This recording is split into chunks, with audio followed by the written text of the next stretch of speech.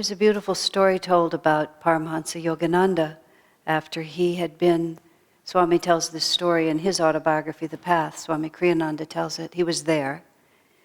And Yogananda had stayed up late. I think he was recording an album of chanting, and then he'd gone outside and they were playing the chanting album that Yogananda had recorded. They were playing it out over loudspeakers, as I understand it, over the lawn at Mount Washington in Southern California where Yogananda lived.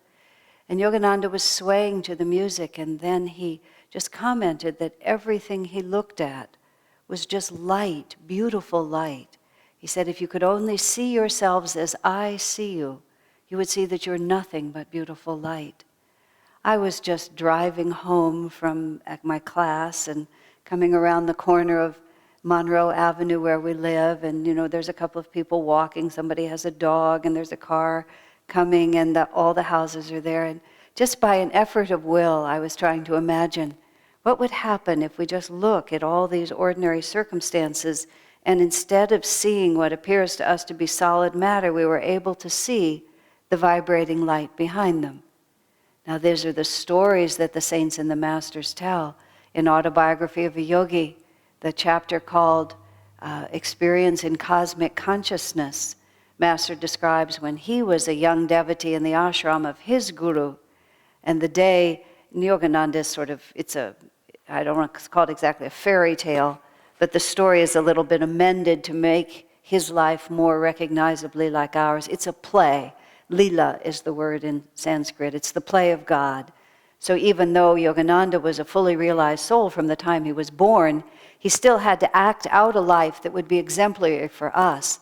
And so a little veil of delusion comes over the mind of a master, as they say. It's sort of like it's an assigned task that he has to do, to be a young man, to find his guru, to meditate hard, to receive a guru's grace, to have the experience of cosmic consciousness. Inwardly, he knows it's a part he's playing, but he throws himself so deeply into it that the emotions and the experiences are real. It's a very subtle mystery and hard to describe. But in Autobiography of a Yogi, Yogananda is talking about the day that Master called him, his master, Sri Yukteswar, called him to him and touched him on the chest and then gave him this experience of cosmic consciousness. And then for pages and pages, he talks about how all the world became these shimmering patterns of light, and he could see just the light flickering like this, and he had a 360-degree sight, and he could see, as he describes in the most prosaic possible way, he saw a cow coming down the lane. But then when the cow should have been hidden by the building that was blocking a part of the view, he could still see the cow because the material world had become transparent and he could just see it all. And then the cow reemerged on the other side and he could see that also, all at the same time. Now, of course, at the end of this story, the master touched him on the chest again, and the vision faded and the world began to look more normal again. In the Bhagavad Gita, there's a moment where where the disciple Arjuna, Krishna has been talking about these fantastic, amazing dimensions of reality that Krishna inhabits, that the truth of his true nature, and Arjuna asks to have that vision. So once again, Krishna touches him. To you who are free of the carping spirit, in fact, I give this vision. And all of a sudden, Krishna's world, Arjuna's world opened up, and this man, Krishna, who was his guru, and also his cousin and his friend, and they had been boyhood companions together, all of a sudden the form of Krishna completely transmutes into this infinite power. In some of the translations of the Gita, they try to describe it by saying that Krishna had 1,000 heads and 1,000 mouths and 1,000 feet, which really just sounds like some horrible gargoyle you wouldn't really want to be looking at. But the real truth of it, what they were trying to describe, is that he suddenly realized that the consciousness that was in Krishna was in all of creation, and also in Arjuna. But was so touching in the Gita. After Arjuna has this vision, and his first thought is, oh, my friend, I have treated you like any other mortal. I have joked with you. We have laughed together. We have fought together. We have played together. And I didn't realize that within you at all times was this infinite spirit. And he begs for forgiveness for fear he has offended him. And then he says, amazed as I am by this glorious vision, as grateful as I am for it, would you please just become Krishna for me again? Just be my friend, be my guru. And so it all shrinks. The same story for Krishna is told once when he was a baby and his foster mother, Yashoda, opened his mouth. This is how the story is told. Opened his little baby mouth, and inside his baby mouth were universes. And Yashoda closed his mouth again. You're my little baby. I want you just to be my baby. Now, this dual reality is the world that all of us are trying to live in all the time. And it's very hard to really explain why it is that we have a sense that there's a deeper and a greater reality. I've shared with you sometimes in my book about Swami Kriyananda, I explain how I had an instant, thank God, connection with him. I'd never seen him before. I really knew nothing about him, but literally as soon as I laid eyes on him, something inside of me responded. I mean, if it had been a normal human relationship, you would call it love at first sight. And the love at first sight is at first sight because it's not first sight. It's very simple. If you put reincarnation into the picture, it's, oh, there you are again. If you imagine people who've been loving each other for a whole lifetime and then death separates them, when those souls meet again, they're not meeting as strangers. I was amused, and I'm not going to name who this person was, but a friend of mine lived to a ripe old age and had had a 60-year marriage. And it was a positive marriage, but there was an element of duty in it. And after the woman died, some people of a spiritual inclination said to her, "Oh, don't be sad. You'll see him again in heaven." And she was very honest. She said, "I think 60 years was quite enough." So when we meet people again, it's not always, "Oh, there you are." It's, "Oh my God, there you are." But when I wrote of that experience that I had with Swamiji, a friend of ours, Mr. Kartikeyan, who was a trained policeman in India, investigator and so on, he sort of quizzed me, "Don't you think that was rather irrational?"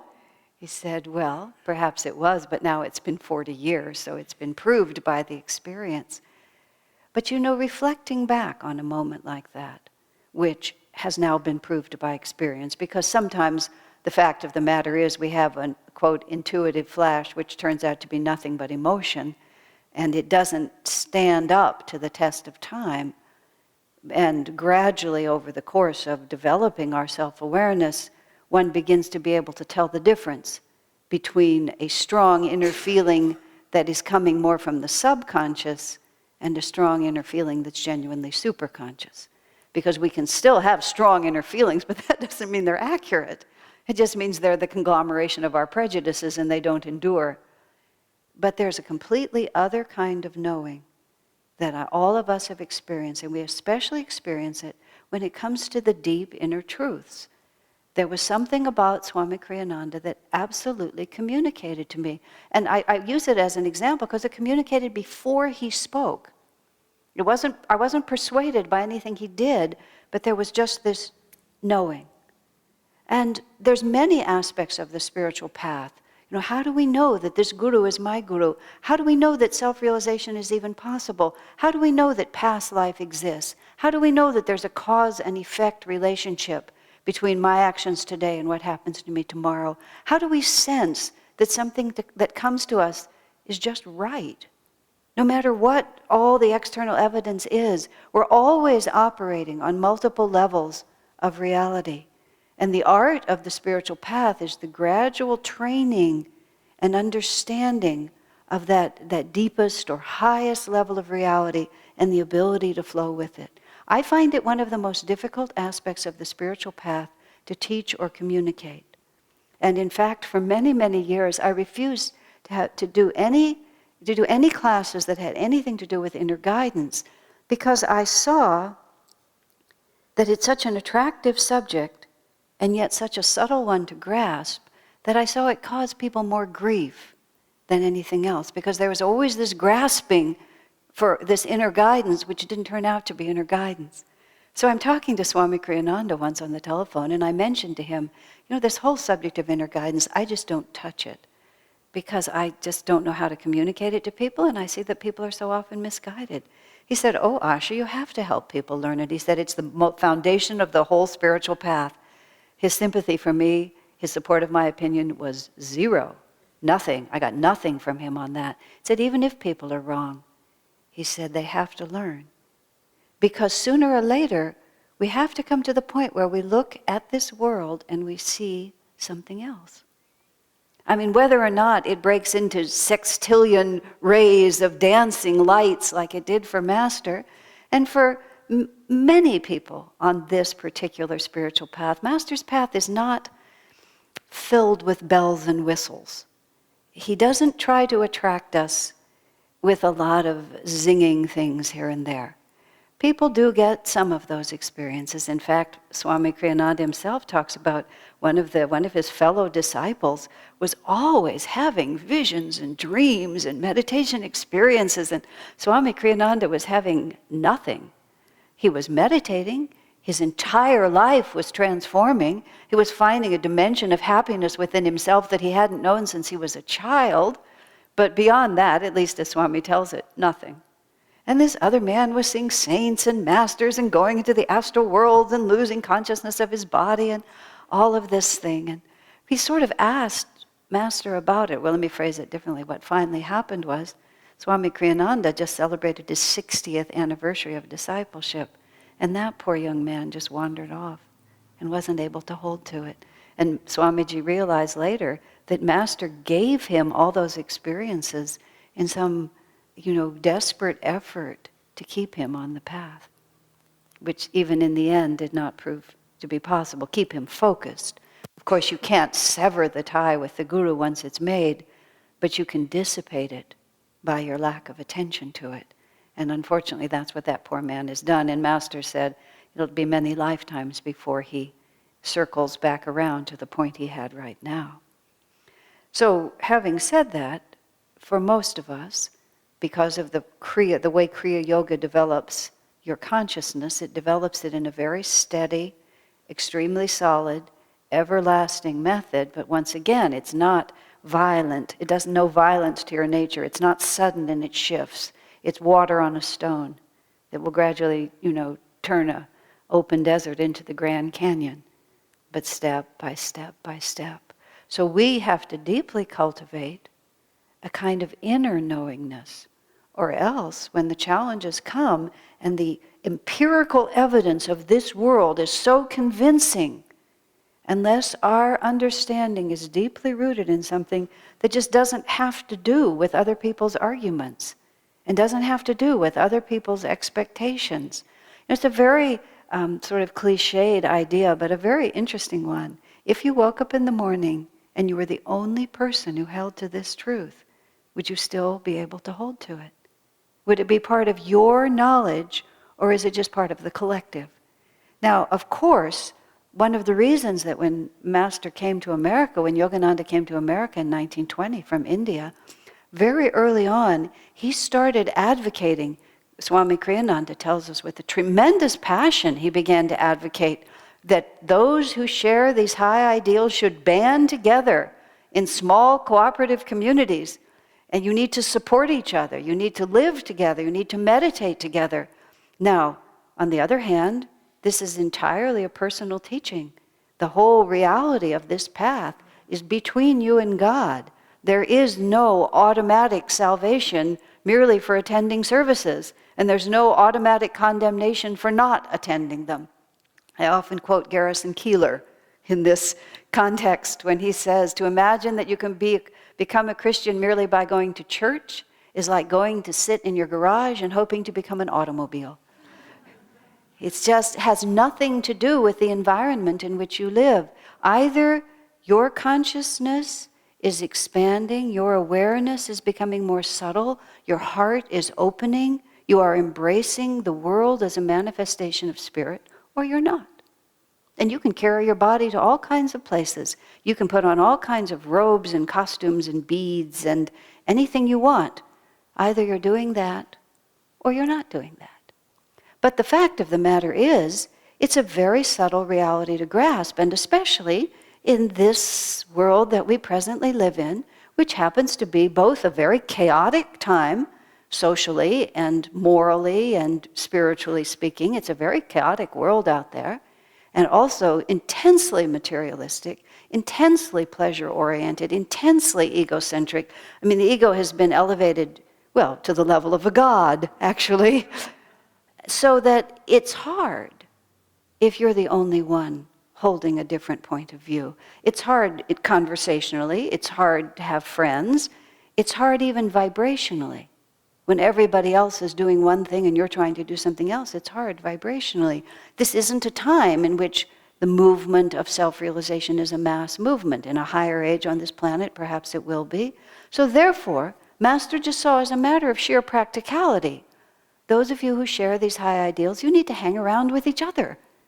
I was just a couple of days ago speaking to a very dear person who has had, who's been the only one in her world, family, social, cultural, that had this sensitive understanding. And she herself has had many very unusual experiences that are not at all unusual in the context of Ananda, but have marked her as being so peculiar. Sometimes she didn't know whether, it was hard to hold to the truth of her own intuition. So for that very simple reason, we say, you should come here often, or you should come to a place like this as often as you can, not only for what you hear intellectually, but just to sit in an atmosphere in which the vibration consistently reinforces looking at this world and seeing something else. Because know for certain, God will not just let us sort of float happily along without testing these truths. The Divine Mother really tests us. She really wants to know, where do our loyalties lie? And she gives us, if we're fortunate, she gives us real tests. She doesn't just shower upon us, the manifested glory of all our ability to just make things happen. Sometimes we're successful, sometimes we're not. But she also wants to know, do you really love me? In any human relationship, it's not that people create crises for you, but you meet someone, you think that person is attractive, you think that their character will support your aspirations in life, but what happens if you become ill? What if your mother gets Alzheimer's? What if your brother needs to live in your house for 3 months? What if one of your children proves to be a real difficulty in life? What kind of character is there really then? When it ceases to be just a pleasure, is that selfless love really going to endure, or is it only a matter of convenience? Even in a simple human way, for a relationship that's going to last just really the blink of an eye compared to eternity, we have this deep desire to know that that promise is backed by the willpower and the expansive character and the depth of heart to actually meet it. How much more does the Guru want to understand from us? How much more does Divine Mother want to know, do you really love me? If I'm going to shower upon you this bliss of spirit, if I'm going to trust you sufficiently to be an instrument of my giving into the world, Divine Mother is naturally going to ask the question, are you just in it while it's fun? What Yogananda used to call, are you in it only for the romance of religion? That's what he called it, and that's what he meant when he, the ceremonies and the incense and the happy times and to be able to call yourself something special and feel all this and beyond, belong to one of the most powerful churches in the world, all of those different things. Or are we attuned to God? Because when we open our eyes and look at the world, that's what we see. We see the faces of all our friends. We see the clothes that we wear, we see the cars that we drive. But do we somewhere deep inside ourselves really know that there's another reality? The fundamental purpose of meditation is to experience a reality beyond the body, beyond the mind, beyond the ego, beyond the material world, to experience it with such certainty that when we come back, we'll never be the same again. And that's why we have these constantly renewing opportunities, because putting our energy together, Swamiji described it once, when enough people pray hard enough together, It draws from the divine a special ray of grace.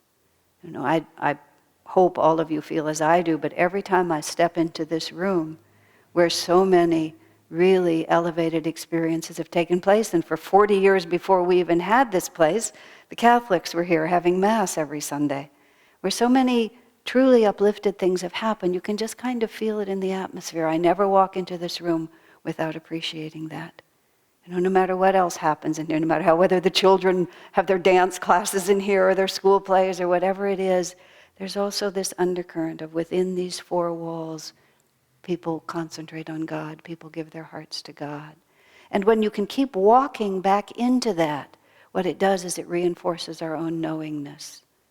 For the first years that I was at Ananda Village, which is way up in the mountains in the Sierra Nevada, and in those first years we lived so primitively, we didn't have cars, we were so isolated.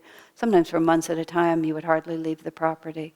And at first when I would walk out of that atmosphere, as soon as I'd walk out of that atmosphere, I'd become totally confused. Although my very first time, I had lived there for 6 months, and then for some reason I had to drive down to the Bay Area, and I just hadn't for a long time. And I was driving, and somehow I needed gas, and I was so attuned to living in an isolated rural environment with other devotees. That was all I had done for months. I'd driven to Nevada City every once in a while, but it was just a tiny town.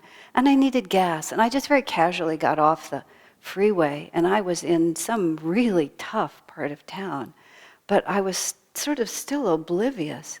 And I got out, and I started, putting gas in my car, and I was just treating everyone around me in the same way I treated everyone at Ananda, but I didn't really have the power. Yogananda can look at a dangerous criminal and say, "Why do you live that way? You're not happy." There's a story of a man who was sent to kill him, really, because it was during the Depression, and Yogananda was saying, "God is not pleased when his rich children take from his poor children." And so someone put a hit out on him. And so this gunman comes and points a gun right at Yogananda, and Yogananda says, "Why do you live this way? You're not happy." And the man throws the gun down. He says, "What have you done to me?" Now, I was not like that. I was just a little tiny sort of person, and I'm in this very tough part of town, and I was a 25-year-old girl, and I was fairly attractive, as 25-year-old girls can be, and there was some kind of tough guys there, and I was just talking like this, and all of a sudden I began to get something back that I wasn't really expecting, and whoops, I got in my car, just kind of like, this is not really where I mean to be. But it was a good reality check, you know what I mean? And then you sort of live in an atmosphere where nobody agrees with you at all. I was visiting my parents once, who were very nice, but not at all supportive particularly. Let me phrase it differently. They didn't have any idea what I was really doing. And I became ill, and I had to stay there for a number of days. And I had a fever, and I was sitting on the couch. We were watching television like this. And I was in Southern California, and I felt that my tie with Ananda Village was this little thread like this, over here, and that all these demons were bouncing on it, like this, trying to tear it. And I could feel it. I just sitting there with my parents in this sort of feverish state. If I said, "Gee, that ashram life was fun for a while, but I think I'll just stay here and get a job," they all would have said, "Wow, that's wonderful." I could just feel like it was almost like a conscious force. Why don't you just quit this crazy thing you're doing now and follow your real path in life, like that? And everyone at Ananda would go, "Ah, what's happened to her?" And my parents would just say, "Yes, she's come to her senses." And I could just see that dichotomy like this. And I thought, "Lord, please get me back to Ananda." But you see, that's what we're working with all the time, isn't it? Which is there's this great force, whether it's personified by people who don't understand you or just the all-pervasive reality of this world. And the great power project of the spiritual path is to have that experience so deep within you that, and this is why the saints, the martyrs, are just willing to die for it. They can no more repudiate this truth than they can cease to have the face that they have. But that doesn't come to us from any level except this absolute inner understanding, and cultivate that above all things. "Suffer little children to come unto me," is how Jesus put it. For of such is the kingdom of heaven. There's many, many things more that could be said about that, but what he simply meant is the child simply sees and knows.